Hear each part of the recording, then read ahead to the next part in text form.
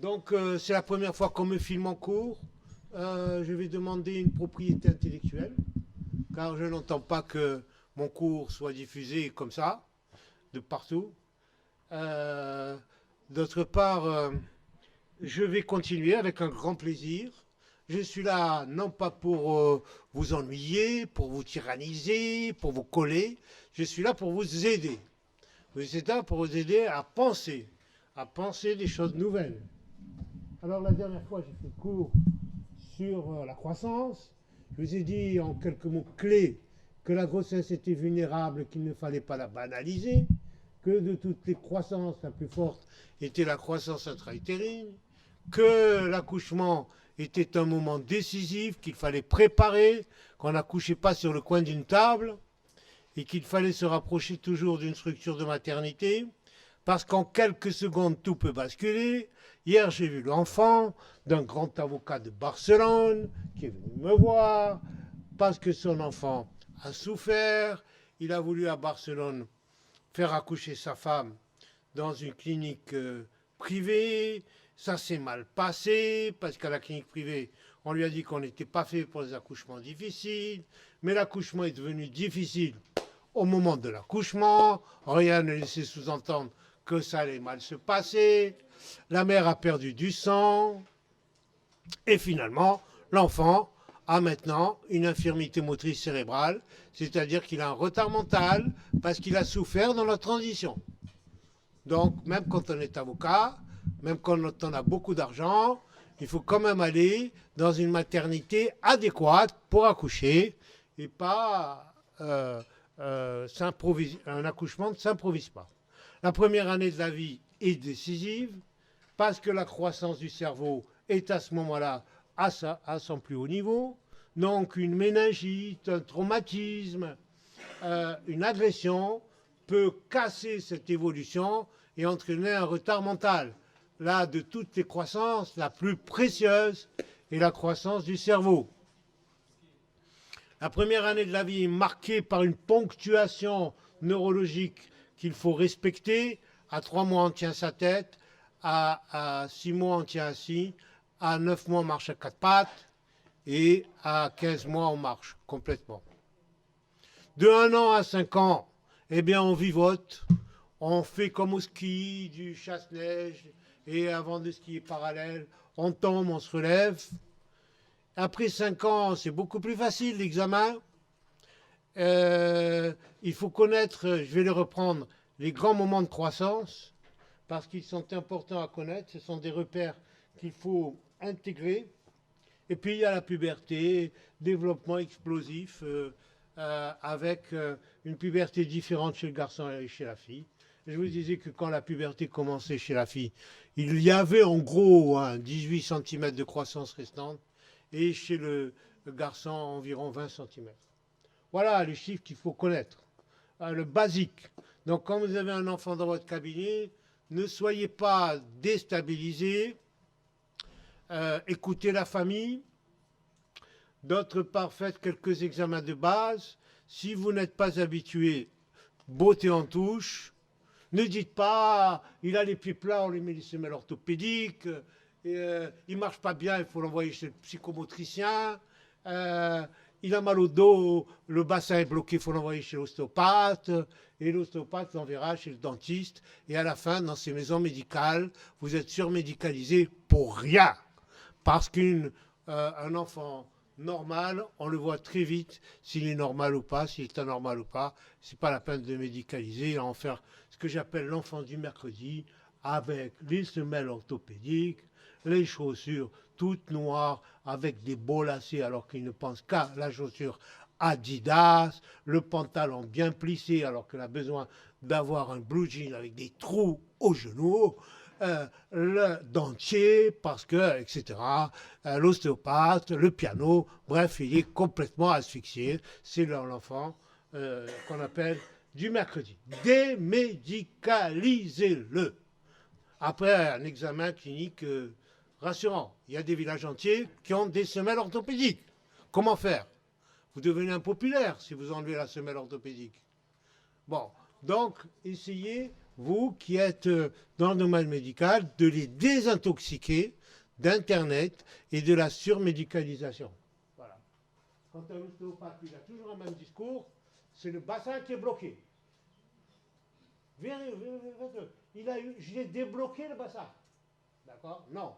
Il a sa valeur, il faut le respecter sur le plan scientifique, mais il ne peut pas trouver une porte de sortie comme ça en disant voilà, le petit marche, parce que moi, j'ai débloqué le bassin. Pas possible. Il n'y a que l'eau de l'eau qui peut vous faire débloquer le bassin. Donc, il faut rester dans le respect scientifique. Voilà. Alors, premier schéma, il faut bien connaître. Voilà.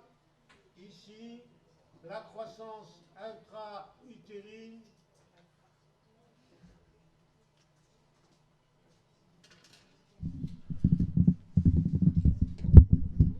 La croissance intra-utérine, je vous ai dit, de toutes les croissances la plus forte, un gain de taille de 50 cm.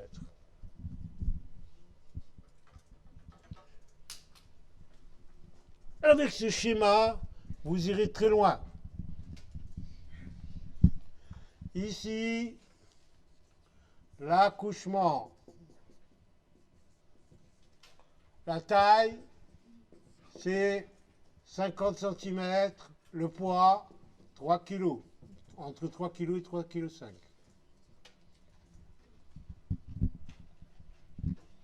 Puis, les 5 premières années de la vie. Les 5 premières années de la vie, je gagne 30 cm sur le tronc, 30 cm sur les membres inférieurs, et je mesure en gros 1,10 m à 5 ans. Puis, de 5 à 11 ans chez la fille et à 13 ans chez le garçon, là, jusqu'à la puberté, je gagne 5,5 cm sur la taille debout, 2 tiers pour les membres inférieurs, en gros 3, 5, et 1 tiers pour le tronc. Donc je grandis plus des membres inférieurs que du tronc. Et après, à la puberté, chez la fille, je gagne 18 cm, mais ces 18 cm, je fais 2 tiers sur le tronc, 1 tiers sur le membre inférieur. Et chez les garçons, 20 cm, 2 tiers sur le tronc, 1 tiers sur le membre inférieur. Voilà, en gros, qu'il faut savoir, c'est le basique. Ah, le poids. Le poids, je pèse 20 kg à 5 ans, je pèse 30 kg à 10 ans, je double mon poids à la puberté, je gagne environ 2,5 kg par mois, par an, entre 5 et 11 ans, et je gagne 5 kg à la puberté. Autrement dit, pendant la puberté, vous grossissez. C'est pour ça que la tête de haut niveau ralentit ses performances. C'est pour ça que dans les pays de l'Est, on retardait la puberté. Parce que pendant que les Américaines prenaient 5-6 kilos, les Bulgares, elles prenaient 2 kilos. Donc à la fin, elles avaient toutes les deux 13 ans, mais il y en a une qui rendait 20 kilos de plus à l'autre. Et c'est comme ça que les Bulgares reprenaient, il y a quelques années, les médailles d'or aux gymnastes. Parce qu'en plus, on retardait leur puberté. Donc il y avait tout. Retard pubertaire et on bloquait les poids. 2,5 kg entre 5 et 11 ans ou 13 ans et 5 kg à la puberté. Voilà le schéma qu'il faut bien connaître. Ce qui veut dire que quand vous recevez un enfant, il faut le peser, il faut le mesurer, il faut lui prendre la taille assise. Comment on prend la taille assise? En mettant l'enfant en assis tailleur par terre et hop, on a la taille, ou alors On prend un tabouret de 50 cm et on déduit 50 cm. J'insiste beaucoup par ça. Pourquoi? Parce que c'est le cœur de tout le système.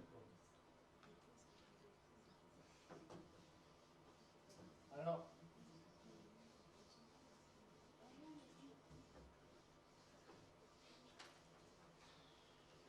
ensuite,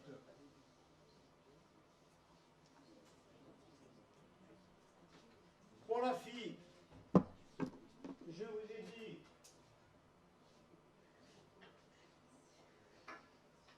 que sa puberté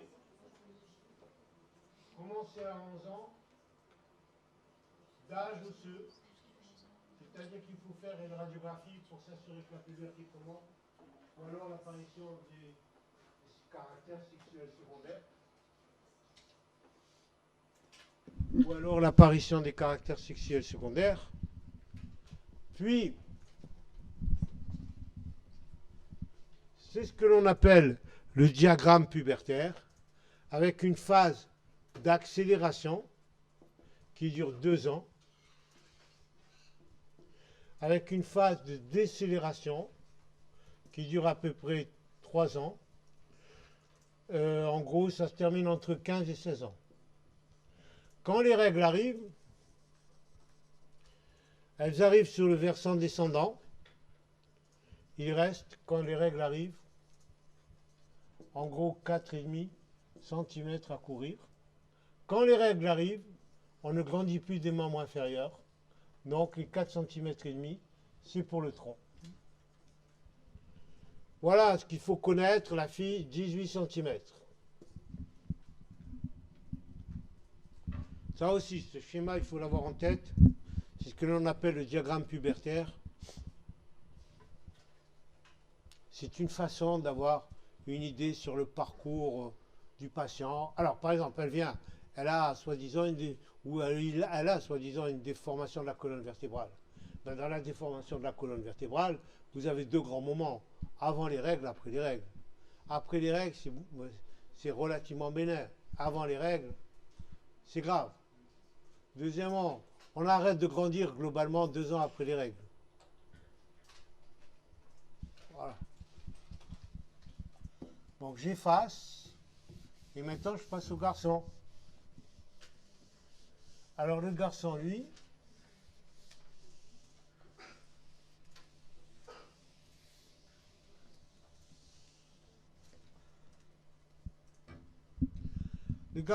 commence à 13 ans.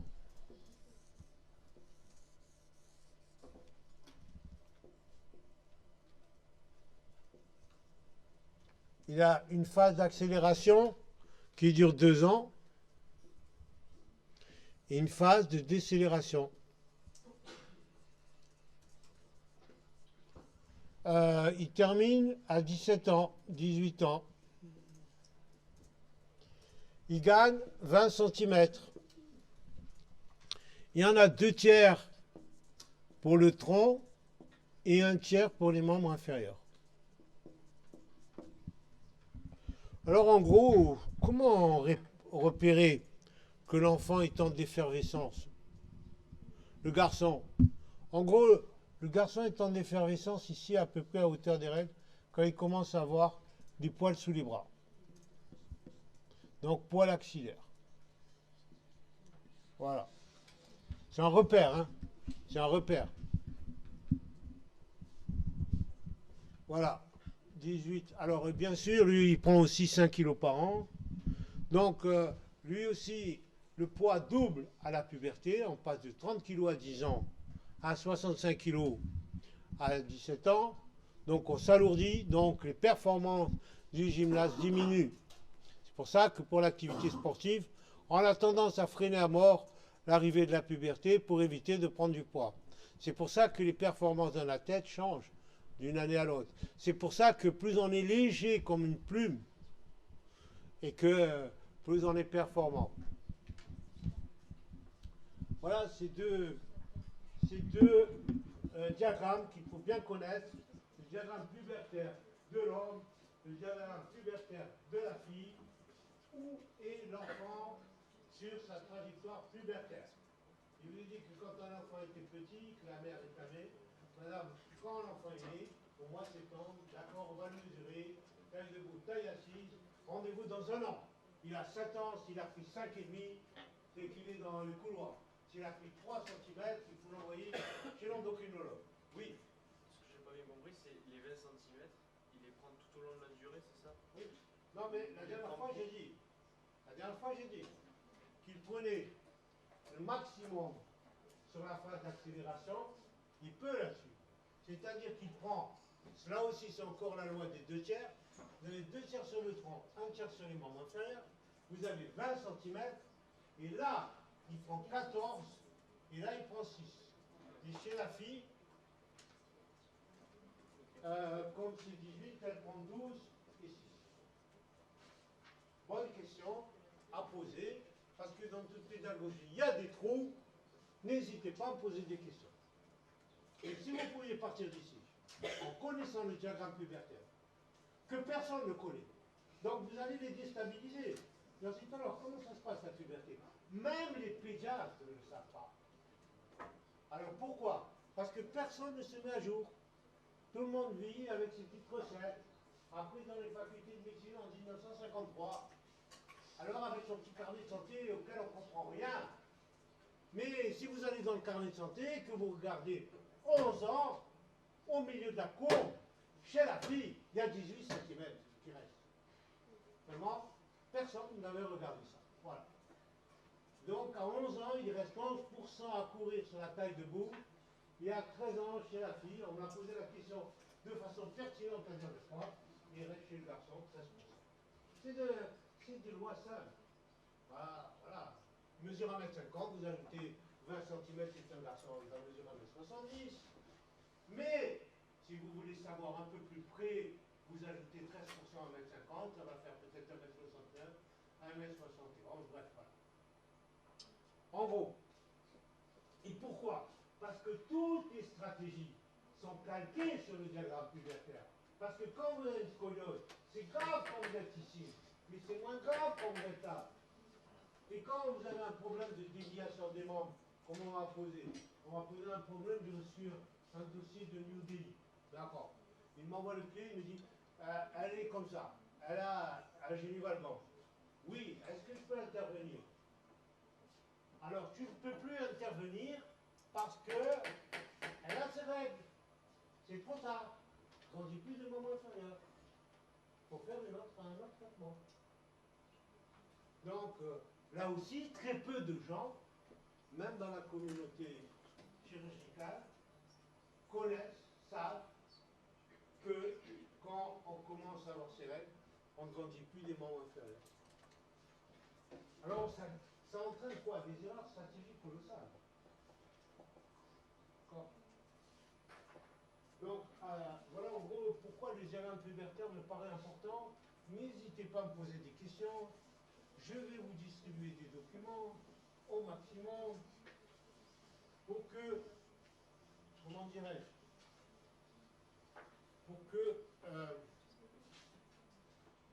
pour que vous soyez au clair là-dessus et que ça vous aide. Voilà. Voilà pourquoi il faut avoir une toise. Voilà pourquoi il faut mesurer la taille debout, la taille assise. Voilà pourquoi vous saurez si vous grandissez des jambes ou du tronc.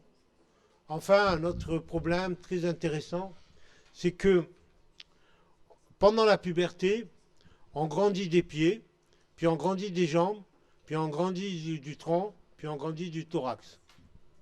Donc, pendant ces 18 cm chez la fille, ces 20 cm chez le garçon, vous commencez à changer de souliers. La mère dit, j'ai changé 2 fois de souliers dans l'année. C'est que la puberté a commencé. Après, elle vient vous dire, j'allonge les pantalons.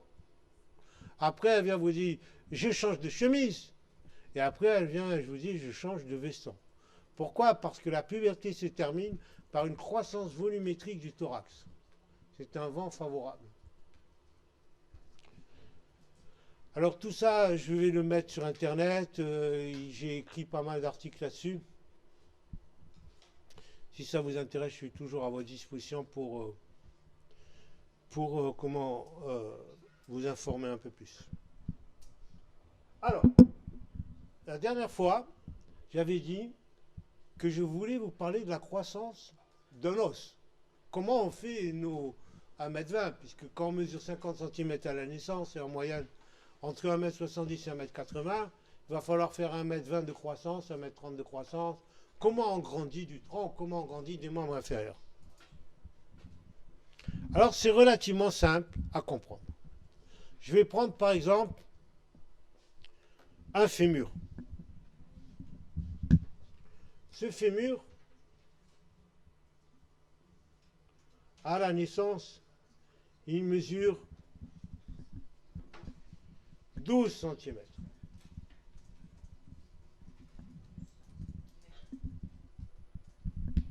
Il mesure 12 cm.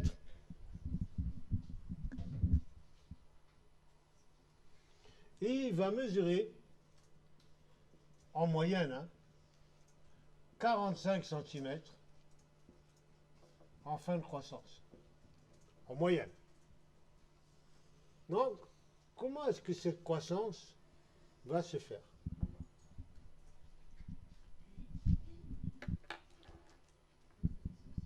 Alors, elle va se faire d'une façon relativement simple, parce que dans les structures, ici et là, distales et proximales, il y a ce que l'on appelle des zones de croissance, que je mets ici en rouge. Voilà.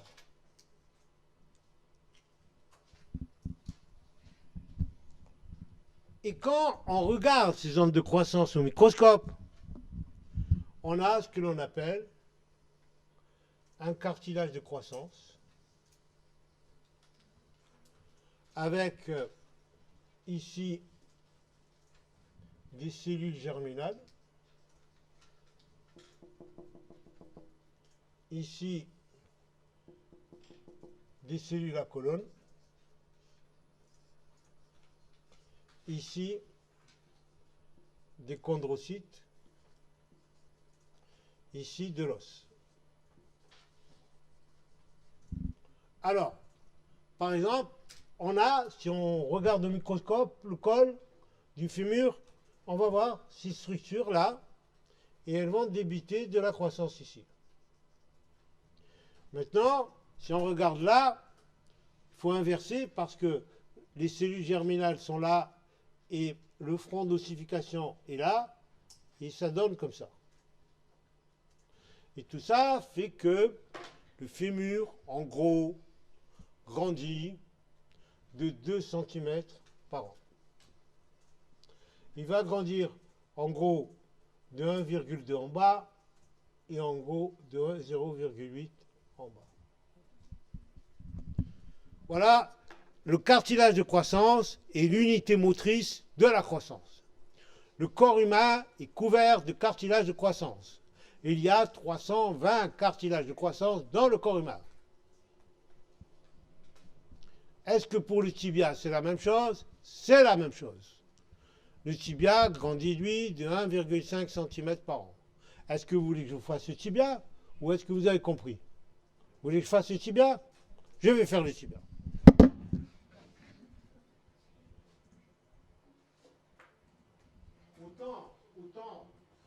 Autant s'attarder là-dessus. Pourquoi?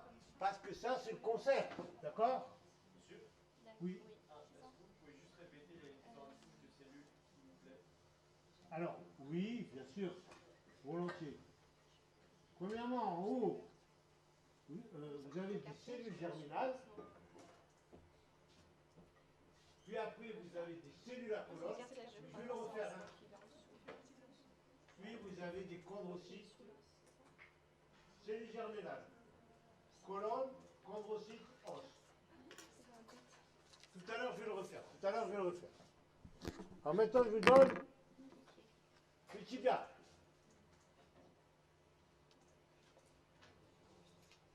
Le tibia, il mesure 10 cm à la naissance. Le tibia, il va mesurer 35 cm. Donc, si c'est clair dans votre tête, fémur plus tibia égale 80 cm. Pas mal. D'accord? Voilà. Donc, si je mesure ma taille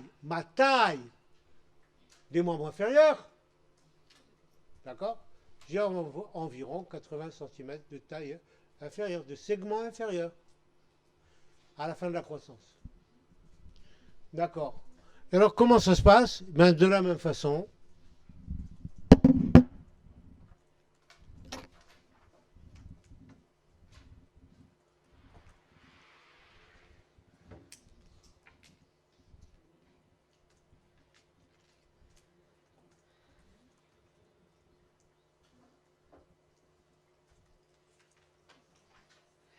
Non, je ne prends pas. 0,8 et 0,7. Donc, je grandis de 1,5 cm et je mesure 35 à la fin de la croissance.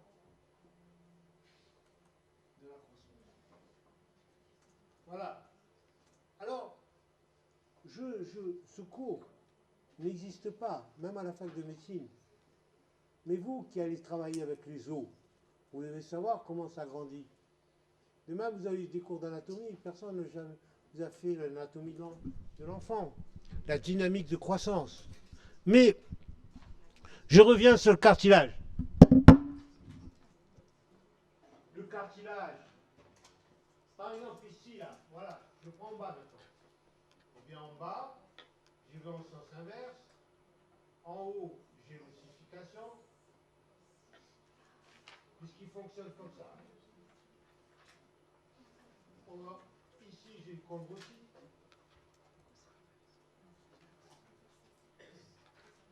Là, j'ai les cellules à colonne.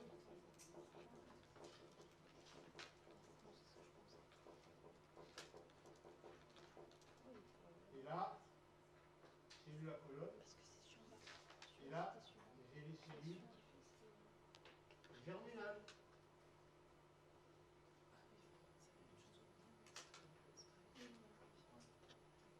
C'est clair? Toujours la même dynamique. Et quel que soit l'endroit où on se trouve, par exemple à l'humérus, c'est la même chose. Au coude, c'est la même chose. Voilà. Alors, donc je grandis. Donc probablement, si on me prend aujourd'hui ma taille segment inférieur, j'ai à peu près 80 cm. Voilà. En gros, ma taille. C'est pour ça qu'il faut faire le distinguo entre la taille debout et la taille assise. C'est pour ça que peu de gens la font. C'est pour ça qu'ils sont dans le flou. Voilà, quelle est la température? 18 degrés aujourd'hui. Mais oui, quel est le degré d'humidité? Quel est le vent? On cherche plusieurs paramètres. On ne va pas dire il fait 18 degrés. Bon. Et là, si vous prenez que la taille de vous avez une évaluation grossière de l'individu. Tandis que si vous prenez la taille de vous, la taille aussi, c'est bien. Donc, quand vous allez aller en remplacement et que vous allez voir un scoliotique arriver ou un rachis, vous allez déstabiliser le propriétaire des lieux en lui disant mais comment vous ne connaissez pas la taille assise? Comme il ne l'apprend jamais, vous allez le déstabiliser. Donc qu'est-ce qui va se passer? Il va vous augmenter. C'est-à-dire là j'ai affaire à un petit génie. Ou alors il va dire que c'est une génération beaucoup mieux formée que nous. D'accord? Alors je prends toujours la taille debout, je prends toujours la taille assise, et même mieux, je vais vous donner un détail. La taille assise, elle fait 52% de la taille debout. Voilà. Voilà. Donc on est plus, un peu plus grand du tronc que des membres inférieurs.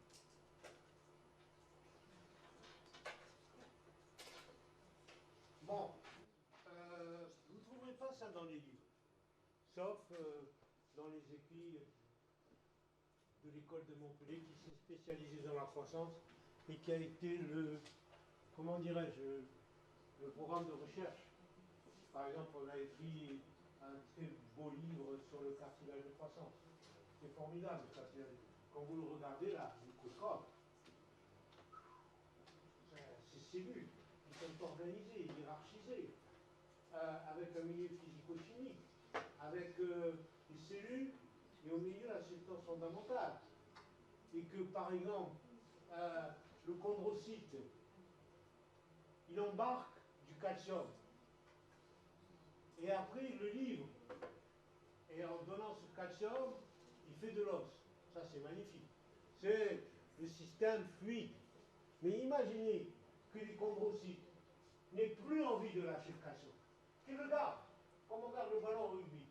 Qu'est-ce qui va se passer? Vous avez un rachitisme. Voilà. Parce que le calcium est bloqué dans les chondrocytes qui font la tête. Et là, c'est là que, il a un rachitisme. Très peu de gens vont vous expliquer le rachitisme. Mais quand vous rentrez dans le cartilage de croissance, c'est magnifique. Comment on va essayer de débloquer ce calcium qui est dans les chondrocytes pour les réconcilier et leur permettre de libérer le calcium. Ça, c'est magnifique, c'est l'hypothèse de Boston et très peu de gens le connaissent.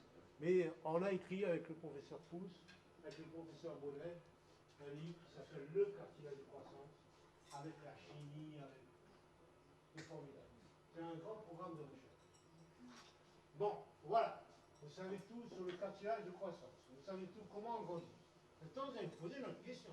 Monsieur, comment on grandit de la colonne vertébrale? Eh bien, on grandit de la colonne vertébrale.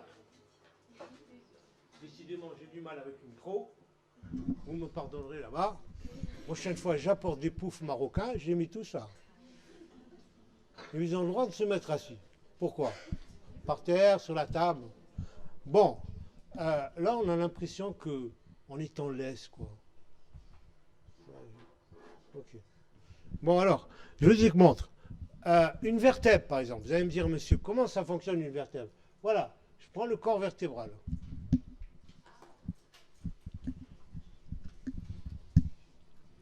Je m'en doutais hein, que j'allais être lâché par les feutres. Et bon, c'est un système qui est complètement fatigué. Alors, voilà un corps vertébral, vu de face. Eh bien, vous avez un cartilage de croissance en haut, avec le front d'ossification qui est là,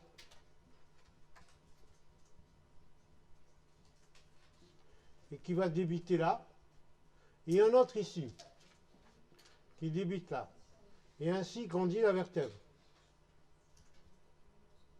Voilà. Deux cartilages de croissance face à face. Un peu comme le tibia ou comme le fémur. Donc, l'idée, c'est que la fertilité siège à l'extrémité de l'os. Distal ou proximal. Ça, c'est la coupe frontale. Maintenant, vous allez me dire, monsieur, comment ça fonctionne sur une coupe horizontale? Sur une coupe horizontale, vous avez une vertèbre comme ça. Eh bien, il va se passer une chose exceptionnelle, magnifique, que vous verrez, je vous montrerai. Ici, là, à la jonction, vous avez un double cartilage de croissance. Il y en a un qui fonctionne comme ça, il y en a un qui fonctionne comme ça. Voilà. Et il ossifie la vertèbre à son tour. Donc, vous avez en gros 1, 2, 3, 4 cartilages de croissance qui ossifient la vertèbre. En coupe horizontale et en coupe frontale. Voilà.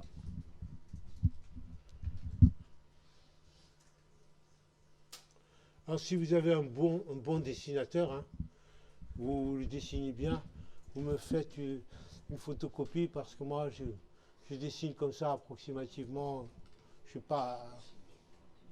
Voilà. Ok? Voilà comment grandit la colonne vertébrale. Sur le corps vertébral et sur la coupe horizontale. 4 vertèbres. Ce qui est là avec réticule, ça vient du corps vertébral. Ah, non, il y en a un qui fonctionne en avant. Parce que quand vous allez au microscope, vous voyez deux cartilages de croissance, dos à dos. Il y en a un qui va en avant et l'autre qui va en arrière.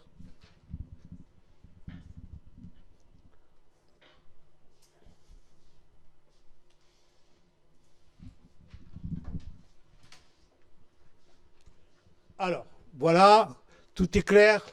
On avance doucement. Maintenant, je vais revenir sur quelque chose de plus simple.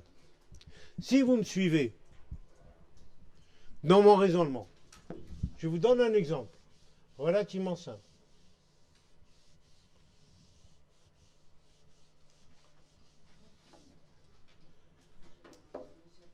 Donc, pour la fête des pères, dites à l'appariteur qu'il m'offrira des feutres. Hein. Pour la prochaine fois, je viens avec mes feutres. Hein. Bon, alors, ça c'est le fémur. Ça c'est le tibia. Je vous ai dit qu'il y avait un cartilage ici, un cartilage là, un cartilage ici, un cartilage là. Je vous ai dit que ça donnait 0,8. Que ça donne en gros 1,2. Que ça donne 2 cm. Que ça donne 0,8. Que ça donne 0,7. Que ça donne 1,5. Mais monsieur, vous allez me dire, finalement le genou, ça donne 2 cm par an. Puisque j'ai 0,8 et 1,2. Ça donne 2 par an. Et monsieur, si j'ai une arthrite à la naissance, parce que je suis un prématuré, parce que j'ai une infection, parce que ceci, par cela, et que mon genou est détruit, et qu'il me reste, en gros, 30 cm de croissance, eh bien, je vais avoir une inégalité de longueur de 30 cm. Donc, quand vous avez une infection du nouveau-né qui détruit les cartilages de croissance, parce qu'elle va flamber comme un feu dans une pinède, et que vous allez devoir assumer toute la croissance, vous aurez 30 cm d'inégalité. Est-ce que ça existe? Oui. Est-ce que je l'ai vu? Oui. Est-ce que... Il y a une autre histoire. L'histoire de cet enfant âgé de 6 mois. La mère arrête l'auto sur une pente. Elle oublie de serrer le frein. L'auto descend à toute vitesse. L'enfant est resté dans l'auto, sur son siège arrière. Il va se fracturer le fémur et le tibia. Il va se fracturer le genou. Il est âgé de 6 mois. Il va détruire son cartilage de croissance. Un coup, c'est l'infection, un coup, c'est le traumatisme.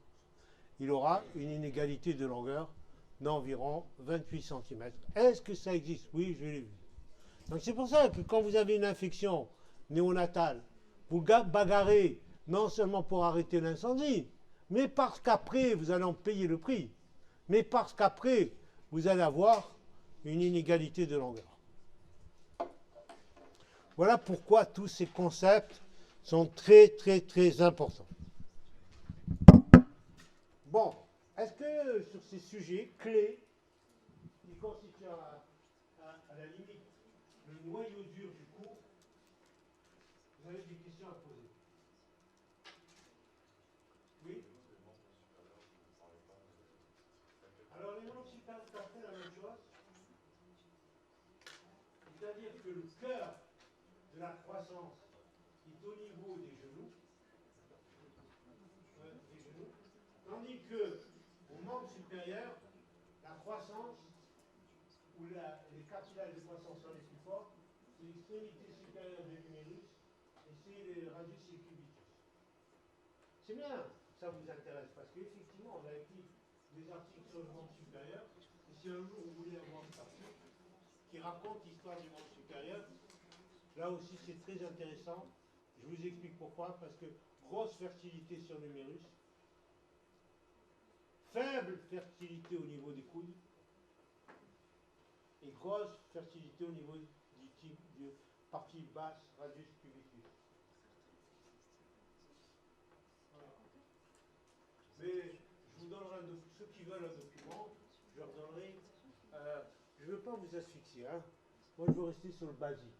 Si vous pouviez simplement garder en tête qu'il faut mesurer la taille debout, la taille assise, pour moi c'est le SMIC.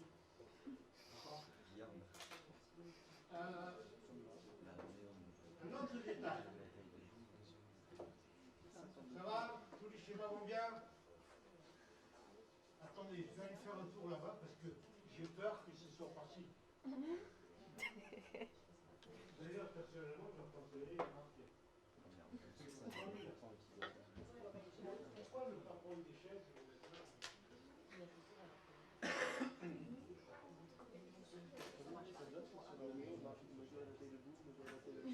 C'est bon, tu passes avec tout en rouge, je pense qu'on vous avez tout uni.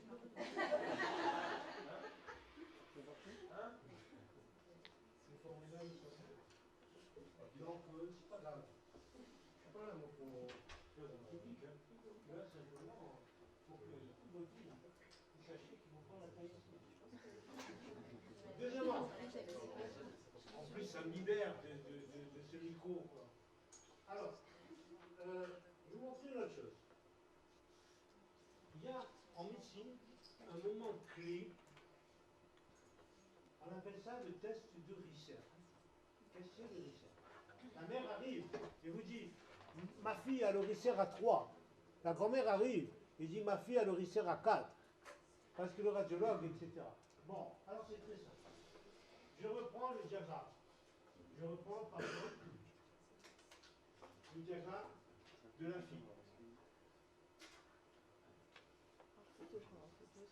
Je vais le faire comme ça. Là, Monsieur, comment vous écrivez Visser? Henri de Gessueur. Magnifique. Merci. Alors, Visser, là, c'était un radiologue de Los Angeles. Visser, Henri de Gessueur. Là aussi, hein, le gars que vous allez remplacer, c'est pas grave. Donc, vous lui dites, tu sais qu'il était Risser?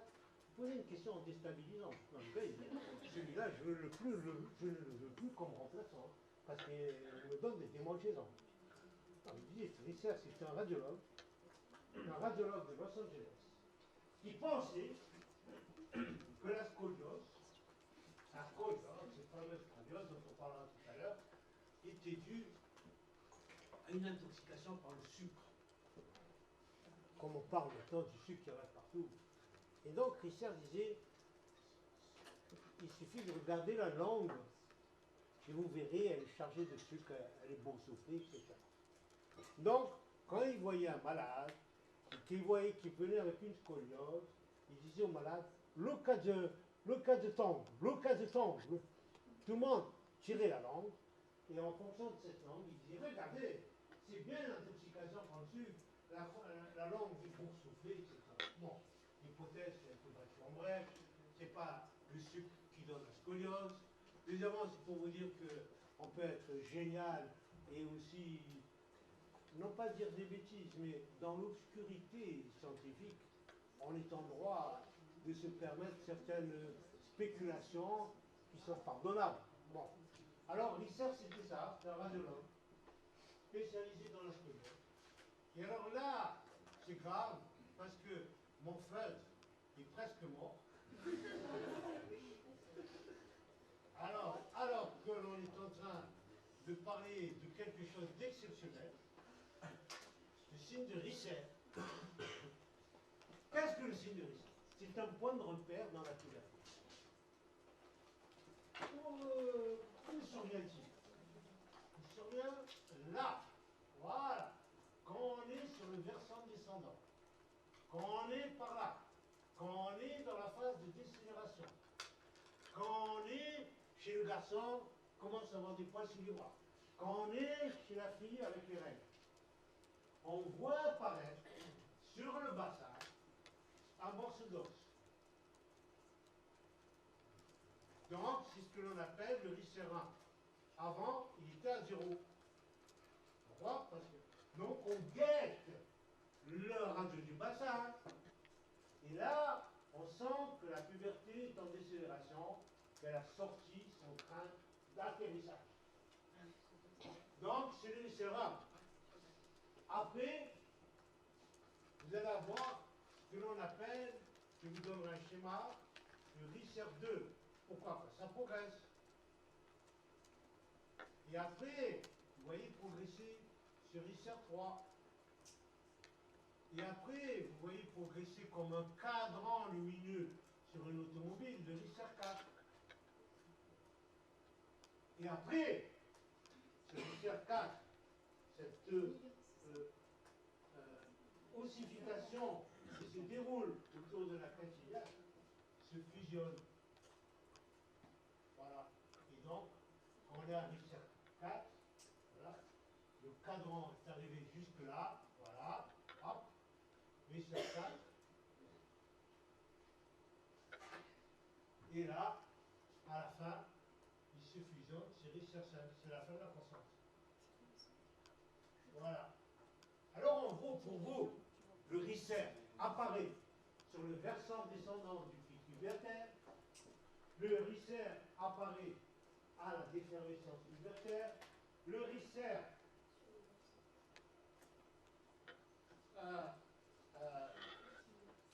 amorce donc une chute dans la vitesse de croissance. Risser 1, Risser 2, Risser 3, Risser 4, Risser 5. À Risser 1, il reste 4 cm à courir. À Risser 2, il reste 3 cm. À Risser 3, il reste 2. À Risser 4, il reste 1. Pourquoi? C'est on appelle ça un processus mnémotechnique. Puisqu'on va de Risser 1 à Risser 5. À Risser 1, il reste 4. À Risser 3, il reste 2. Il reste 2. À Risser 4, il reste 1. Et voilà. Alors, théoriquement, mon cours devrait s'arrêter là. Pourquoi? Parce que j'estime que vous en avez assez appris aujourd'hui. Mais quand même, je vais vous donner quelques informations supplémentaires. Je ne peux pas non plus vous donner une indigestion. Donc, mon premier problème, vous trouverez à la bibliothèque ce livre magnifique qui a été écrit par l'école de Bordeaux et l'école de Montpellier sur le rachis. Là, personnellement, pour vous, les filles, pour vous, les garçons, faites-vous offrir ça. Voilà, faites des pères, faites des mères. C'est un livre formidable. C'est un livre formidable. Deuxième rang. Si vous allez en remplacement, n'emportez pas du chocolat. Godiva au remplaçant, à celui qui vous accueille. Achetez-lui un livre, vous allez tout le temps, il enrichit. Non, c'est pas que je vais vendre le livre. J'ai aucun intérêt financier. Non, on est assez cher ici. Parce que l'école de Bordeaux, qui est très forte, actuellement une des meilleures de France pour la chirurgie de la colonne vertébrale, a demandé le secours de l'école de Montpellier pour écrire ce livre. Le Montpellier a donné le meilleur de lui-même avec le professeur Bonnet. Il y a de très beaux schémas sur comment évolue la croissance. Donc, il y a un article que nous avons fait avec l'équipe de Montpellier sur la croissance de la colonne vertébrale. Très dense. Il y a un article sur le site de Risser. Il y a un article sur le rachis. À mon avis, c'est un livre qu'il faudra avoir de base. Et surtout, nous avons écrit le dernier chapitre qui s'intitule L'anatomie du monde vivant. C'est-à-dire que ce n'est pas que des schémas avec un muscle qui va à droite, qui va à gauche. Donc on a écrit cet article avec Bonnet. En plus, vous avez là, à la fin, de très beaux diagrammes, des diagrammes de croissance, des diagrammes pubertaires, tout en couleur. Voilà. Donc, si vous avez, il est à l'école. D'autre part, il vient d'être publié en anglais, parce que les Japonais ont demandé à ce qu'il soit publié en anglais. Et donc, il est très... Bien sûr, l'école bordelaise a gardé la, j'allais dire, paternité du livre. L'école de Montpellier, là, c'est bien illustré, il y a de très beaux schémas. Et il y a personnellement, si je devais un jour me spécialiser dans la colonne vertébrale, je lirais ce livre, j'aurais ce livre. Je regarderai simplement les schémas. Aux États-Unis, le patron me disait toujours, on commence par regarder les schémas. Bien heureux. Et là, vous verrez des choses magnifiques sur le vieillissement. Avec Bonnet, on a écrit, je ne sais pas, 20 pages ou 30 pages sur l'anatomie de la colonne vertébrale. Voilà. Alors, vous pouvez tirer en photo, par exemple, je ne sais pas moi, vous prenez les livres à la bibliothèque avec votre iPhone, vous prenez quelques photos. Voilà. Donc, tu peux dire, voilà. Deuxièmement, mon prochain cours, je vais le faire sur la scoliose. Donc, la scoliose, c'est une déformation avec une bosse dans le dos. Et Théo, une fois, il faut faire baisser tous les enfants pour voir s'ils ont une bosse. C'est la scoliose. Mais, vous verrez, la scoliose, c'est pas simplement comment une colonne vertébrale tordue comme ça, non. C'est un ensemble. La vertèbre, c'est tourné. La vertèbre, c'est déformé. Donc la déformation, je vous l'apprendrai, est tridimensionnelle. Donc, il y a aussi comment on dépiste la scoliose. Donc, ce papier va être sur Internet. Pour moi qui le sont. Déjà. Donc, il y aura ça. Deuxièmement, il y aura un article sur la scoliose idiopathique au complet, pour ne pas trop vous casser la tête. Si vous voulez en savoir plus, vous la lirez. Car mon cours après va être relativement simple. Mais c'est un article que j'écris sur la scoliose. J'ai écrit un autre article sur la scoliose qui sera aussi sur Internet. Sur la scoliose idiopathique, là aussi avec le corset et tout ça. Vous verrez même, il y a un passage sur le signe de Lycère. Enfin bref, vous aurez le document avec les diagrammes, avec le signe de Lycère. Là aussi, ça sera sur Internet. Vous devez savoir une chose, c'est que tout malade qui arrive dans votre cabinet doit avoir un examen de dos, voir s'il a pas de scoliose. Alors comment? Est-ce qu'il a une bosse? Est-ce qu'il a les flancs qui ne sont pas symétriques? Vous regardez les flancs, vous voyez qu'il y a un flanc qui est trop concave et l'autre qui est un peu convexe, c'est une scoliose. Enfin, il faut faire une radio. Pourquoi vous êtes concerné, Prenez? Parce que le médecin généraliste, ne sachant pas quoi faire, devant une scoliose, il botte en douche. Il dit, ah, si je veux venir, ça va génial. Alors, en bas, il y a un ostéopathe, et on va l'ostéopathe. Mais il n'y a pas d'ostéopathe, c'est à qui? On va au kiné. Non! Vous, quand vous recevez le ballon, vous dites, je veux un diagnostic précis. Et donc, vous demandez un avis à quelqu'un qui connaît la scoliose et un dentiste pour être sûr que vous n'allez pas rien traiter, quoi. Voilà. Donc, s'assurer qu'il s'agit d'une scoliose. Donc, vous aurez le poster. Voilà. Donc, celui qui veut faire le grand poster le fait. Il aura sur Internet, il peut sortir, il peut le faire plastifier, il peut faire ce qu'il veut. Ensuite, je vous ai dit qu'entre 1 et 5 ans, c'était une période d'adaptation, qu'on pouvait skier parallèle, en ouverture, en fermeture. Donc il faut éviter que l'enfant ne s'asseye sur ses pieds ou inversé comme ça. Pourquoi? Parce qu'il va avoir des déformations.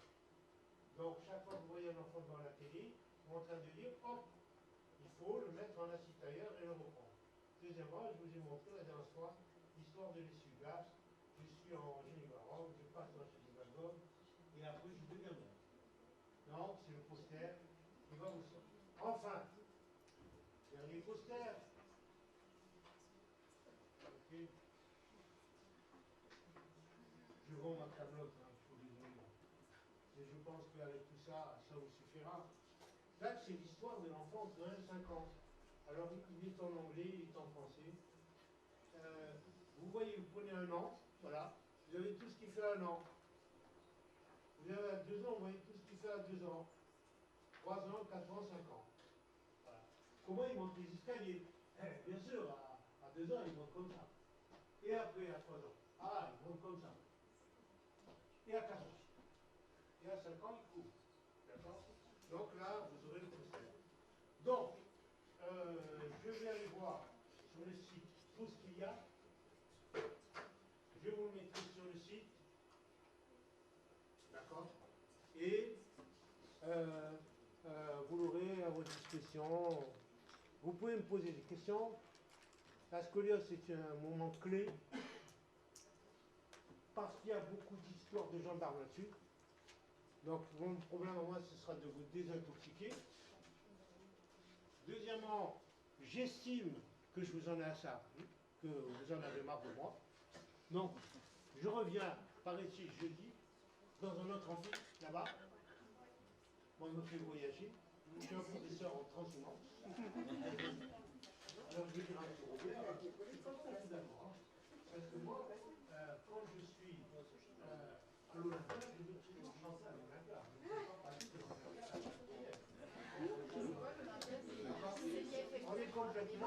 On est complètement déstabilisé là. Tu vois. Ah bon, je suis pas mon aide. Je suis pas mon aide.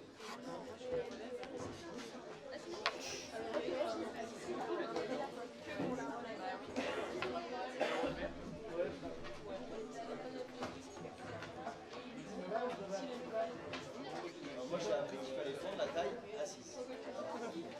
Ça. Non, j'ai beaucoup appris, monsieur, merci. C'était très intéressant.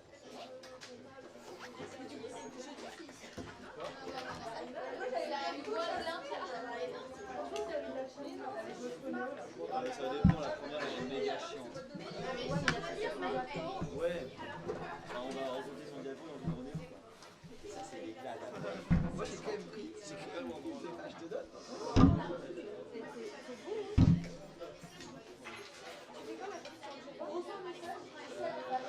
Ouais, on a mangé avant.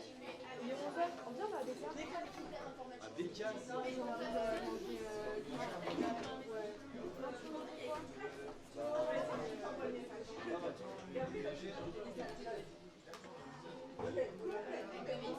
Tu m'as invité là? Tu m'as dit que je changeais la part. Ah mais en plus, j'en étais à l'heure, tu vois si je t'ai pas.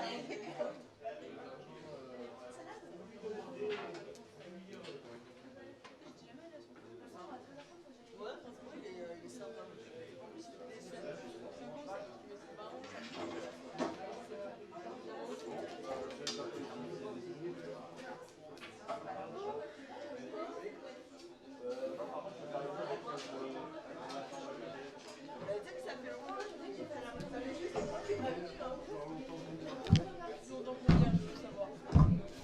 Elle n'était pas contente.